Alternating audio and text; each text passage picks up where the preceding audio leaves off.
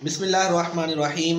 अल्लाहुम्मा रब्बि इश्रह ली सदरी वयस्सिर ली अमरी वहलुल उक़दतम मिन लिसानी यफ़क़हू क़ौली। इस्लामी क्वेट के मुअज़्ज़ज़ साथियों, एक नई वीडियो एक नए उन्वान के साथ आपकी खिदमत में हाजिर हैं। आज का जो हमारा उन्वान है वो इल्हाक़ का बयान है। आज हम बयान करेंगे कि इल्हाक़ की तारीफ़ क्या है और इल्हाक़ की शराइत क्या है, मुल्हक़ और मज़ीद फ़ी में फ़र्क क्या है। आइए सबक की तरफ चलते हैं। सबसे पहले है इल्हाक़।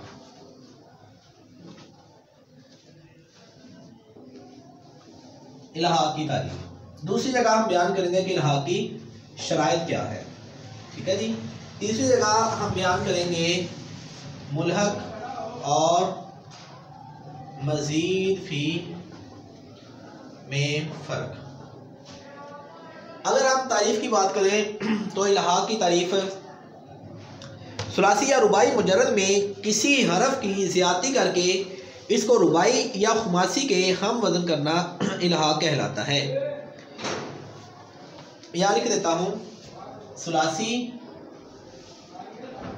रुबाई में एक हरफ की ज़्यादती करके, अगर सुलासी है तो उसको रुबाई, अगर रुबाई है तो उसको खुमासी के हम वज़न करना इल्हाक़ कहलाता है। सबसे पहले हमें मालूम ये होना चाहिए कि रुबाई का वज़न क्या है। इसलिए तो हम सुलासी को जब रुबाई के हम वज़न करेंगे तो हमें पता चलेगा कि ये रुबाई के हम वज़न हो गया है। तो रुबाई के मसदर का वज़न है फ़अलतुन, इसकी मादी का वज़न है दहराजतुन, ये मिसाल है। ठीक है, इसकी मादी का वज़न है फ़अलला, जैसे दहराजा। अब इल्हाक़ करके सुलासी मुजर्रद में उसको हम रुबाई के हम वज़न करके दिखाते हैं। हमारे पास लफ़ज़ है जालबा बर वज़न फ़अला, यह है सुलासी मुजर्रद। इसके अंदर हमने एक हरफ की ज़्यादती करनी है। वो ज़्यादती हमने यूं की कि जल बाबा कर दिया, इसको आखिर में एक मजीद बा को बढ़ा दिया, बढ़ाया तो इसका वजन बन गया फ़अलला। अब देखिए, रुबाई मुजर्रद का जो माजी है उसका वजन भी फ़अलला है, और जब हमने इल्हाक़ किया एक हरफ का तो वो भी फ़अलला के वजन पर आ गया। अब हमने क्या किया, इसको सुलासी से रुबाई के अंदर मुंतकिल कर दिया, लेकिन मुंतकिल हमने इल्हाक़ के जरिए किया है। तो ये इल्हाक़ की तारीफ़ थी जो हमने आपके सामने अर्ज की। इसके अलावा जिसे हम वज़न किया जाए इसे मुल्हक़, और जिसके हम वज़न किया जाए इसे मुल्हक़ भी कहते हैं। चुनांचे मिसाल मज़कूरा बाला में जल बाबा ये मुल्हक़ है क्योंकि इसको हमने हम वज़न किया है, और किसके हम वज़न किया है, रुबाई मुजर्रद के हम वज़न किया है। और रुबाई मुजर्रद चूँकि दाह राजा है तो जल बाबा को हमने दाह राजा के हम वज़न किया है, तो दाह राजा ये मुल्हक़ भी कहलाएगा। चूँकि ये जालबा से हमने जल बाबा बनाया तो ये मुल्हक़ हो गया, इसके अंदर इल्हाक़ किया गया है। किसके साथ इसका इल्हाक़ किया गया है, इल्हाक़ दाह राजा, यानी दाह राजा से मुराद ज़लज़ला यानी रुबाई मुजर्रद, रुबाई मुजर्रद के साथ इल्हाक़ किया गया है। अब यहाँ पर ये मुल्हक़ होगा और ये मुल्हक़ भी कहलाएगा। तो ये आपके सामने इल्हाक़ की तारीफ़ बयान करने की कोशिश की है, ये नोट कर लीजिएगा। आगे आ गए इल्हाक़ की शराइत की तरफ। देखें जी, इल्हाक़ करने के लिए तीन चीज़ों का होना ज़रूरी है। इसको हम तीन हिस्सों में डिवाइड कर लेते हैं। तीन चीज़ों का होना इल्हाक़ के लिए ज़रूरी है। सबसे पहले मुल्हक़ और मुल्हक़ बिही का वज़न एक हो, मुल्हक़ और मुल्हक़ बिही का वज़न एक हो। जिस तरह आप पीछे आपको बयान करके आए हैं कि जल बाबा ये क्या था, मुल्हक़ था, और मुल्हक़ बिही था दाह राजा। ठीक है जी। तो इन दोनों का इल्हाक़ के लिए हम वज़न होना ज़रूरी है। जब हमने दोनों का वज़न निकाला, जल बाबा का वज़न निकला फ़अलला और दाह राजा का वज़न निकला फ़अलला, तो मालूम हुआ कि दोनों का वज़न एक है।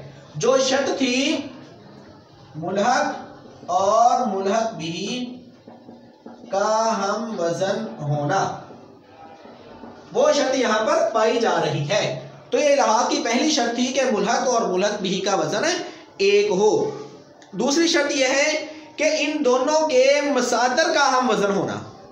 ایک تو یہ ہے کہ نفس صیغہ کا وزن ایک ہو، دوسرا یہ ہے کہ ان کا جو مصدر آئے گا ان کا ہم وزن ہونا۔ جب ہم نے جل بابا یہاں لکھ دیتا ہوں ملحق اور ملحق بھی کے مصادر کا ہم وزن ہونا، یہ دوسری شرط ہے۔ پہلی شرط یہ تھی، جب ہم نے جل بابا کا مصدر ڈھونڈا تو ہمیں ملا جل باباتن، اور جب ہم نے داہ راجا کا مصدر ڈھونڈا تو یہ ہمیں ملا داہ راجا تن۔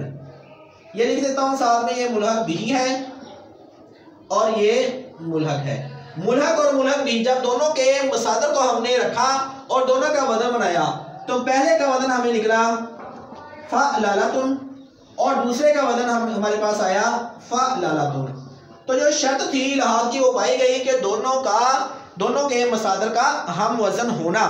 اچھا، یہ آگے جا کے میں آپ کو یہ بھی عرض کروں گا آخر میں کہ داہ راجا کو ہم نے رباعی مجرد کہا، جل بابا کو ملحق با رباعی مجرد کہا۔ ہم نے جل بابا کو رباعی مجرد کیوں نہیں کہہ دیا اور داہ راجا کو ملحق با رباعی مجرد کیوں نہیں کہہ دیا، یہ میں آگے جا کے آپ کو عرض کرنے کی کوشش کروں گا۔ اچھا، تیسری شرط کی طرف آ جائیں جو الحاق کی تیسری شرط ہے۔ اچھا، الحاق کی تیسری شرط یہ ہے کہ جب ہم نے الحاق کرنا ہے، مثال کے طور پر جالا با سے الحاق کر کے ہم نے جل بابا بنا دیا، الحاق کی وجہ سے معنی کے اندر تبدیلی واقع نہ ہو، الحاق کی وجہ سے لفظ کے معنی کے اندر تبدیلی واقع نہ ہو، کیونکہ جالا با کا معنی چادر پہنانا ہے۔ جب ہم نے الحاق کیا جل بابا تو جل بابا کا معنی بھی چادر پہنانا ہی رہے گا۔ الحاق کے بعد معنی میں تبدیلی نہ ہو۔ جالبا الحاق سے قبل اس کا معنی ہے چادر پہنانا، جب ہم نے الحاق کیا تو یہ بن گیا جل بابا، تو اس کا جو معنی ہے وہ بھی چادر پہنانا ہی ہے۔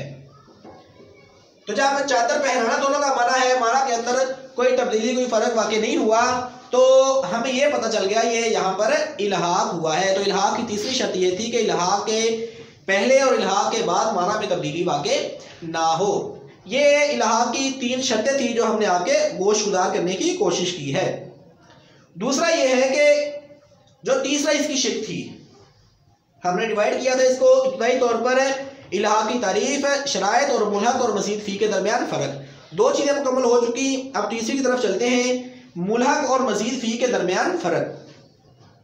دیکھیں، بنیادی فرق یہ ہے کہ ایک حرف کی زیادتی کر کے ثلاثی مجرد کے اندر یا زیادہ کی زیادتی کر کے اس کو ثلاثی مزید فی بنایا جاتا ہے، اسی طرح ثلاثی مجرد کے اندر حرف کی زیادتی کر کے اس کو ملحق با رباعی مجرد بھی بنایا جاتا ہے۔ اب فرق کیسے کریں گے کہ جل بابا یہ مزید فی ہے یا جل بابا یہ ملحق ہے۔ سب سے پہلے تو بنیادی فرق یہ ہے کہ جل بابا جب ہم نے جالا با کے اندر الحاق کیا، الحاق کرنے کے بعد اس کا وزن رباعی کے ہم وزن ہو گیا، اور جو ثلاثی مزید فی کے اوزان ہیں ان میں سے کسی وزن پر بھی یہ نہیں آیا۔ پتہ چل گیا کہ یہ رباعی مزید اپنا ثلاثی مزید فی نہیں ہے بلکہ کیا ہے، ملحق با رباعی مجرد ہے۔